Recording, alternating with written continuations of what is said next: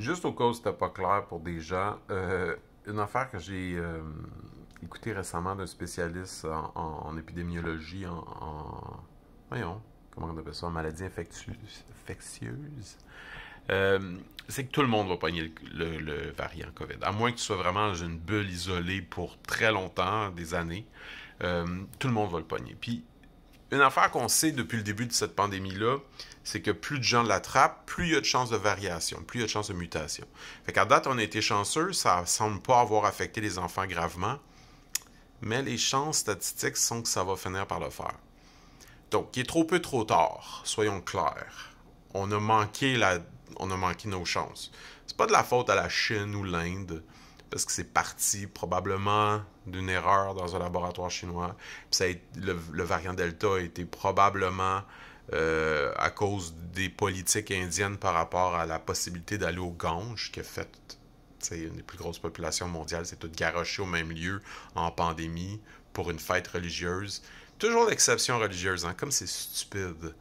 Mais bon, en quoi la religion est anti-science en soi? Pourquoi? Mais bon, peu importe. Fait que bref, on a manqué le bateau.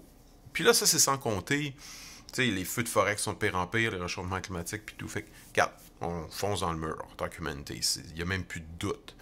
Est-ce que ça veut dire que l'humanité va nécessairement disparaître? Non. Il peut y avoir énormément de décès, puis quand même de la survie. Mais soyons clairs, chaque pouce de différence qu'on peut faire, chaque effort qu'on va faire pour ralentir ces mutations-là, un individu peut être responsable de la mutation, right?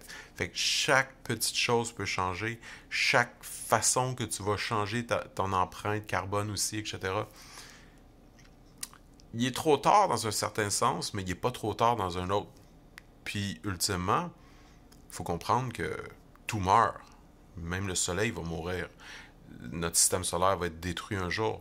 Donc, il y a quelque chose de normal aussi dans le processus de vie, puis on peut jamais vraiment prévoir quand on va mourir. Fait que ce serait tragique de considérer que l'humanité se terminerait maintenant quand elle aurait pu vivre encore des milliers d'années. Mais, en même temps, c'est un peu la même affaire avec quelqu'un qui meurt dans un accident d'auto banal, que c'est pas de sa faute, puis c'est juste la vie qui a fait que sa vie a été écourtée.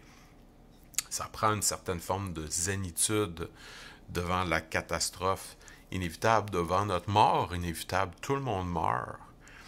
Puis, quand on regarde, je sais pas, mettons la sagesse autochtone en général, une des choses qui revient souvent, c'est cette idée que ils appelaient ça les Blancs. Il y en a encore qui appellent ça les Blancs, mais on parle surtout de l'espèce de culture de la révolution industrielle européenne qui est vraiment dans le monde du consumérisme, dans la consommation, dans l'économie, dans l'argent, qui met l'argent, le papier de l'argent avant l'arbre et l'oxygène qu'il nous donne, tu sais.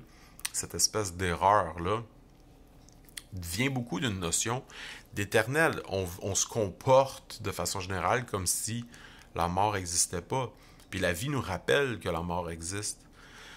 Je pense que fondamentalement, c'est un peu la seule façon qu'on peut vivre ce genre de crise-là. Tu sais, c'est un peu comme, je sais pas, moi j'ai un enfant de 4 ans, puis c'est sûr que j'ai pas envie de lui léguer un monde dangereux, mais si je fais juste être en colère par rapport à tous les changements climatiques, puis à la pandémie, puis tout ça, ultimement, je vais m'amener dans un état dépressif qui va peut-être m'amener au suicide, qui sera pas mieux, right? Je veux dire, c'est pas mieux que je me suicide pour lui. Donc, à quelque part, ce que j'essaie de dire, c'est que si on considère les réactions extrêmes qu'on peut avoir devant la situation extrême qu'on a,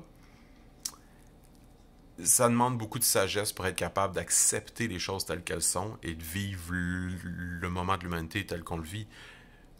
Si vous me suivez un peu, vous savez que j'ai mis beaucoup d'efforts et d'intensité à essayer que ça arrive pas, mais ça arrive. C'est inévitable, il est trop tard. Trop peu, trop tard. Vraiment. On va tout pogner le COVID. Tout le monde. Puis même les doubles vaccinés peuvent avoir des symptômes pendant 3 jours, puis avoir l'impression pendant 3 jours qu'ils vont mourir. La plupart des doubles vaccinés vont survivre parce que leur corps a déjà préparé une forme de réponse. Mais ça veut pas dire qu'on va pas vivre la peur de la mort encore une fois. Fait que bref, devant tous ces drames-là, je pense que ultimement, on n'a pas le choix d'adopter une attitude spirituelle, de reconnaître l'inévitabilité de la mort, le fait qu'on est mortel, puis d'être bien avec ça dans le sens où on le prend comme une forme de leçon pour améliorer nos vies, améliorer la qualité de vie pendant qu'elle est, puis, comme diraient les taoïstes, délayer la mort le plus longtemps possible aussi pour être capable justement d'augmenter le plus cette qualité de vie par la quantité de vie aussi.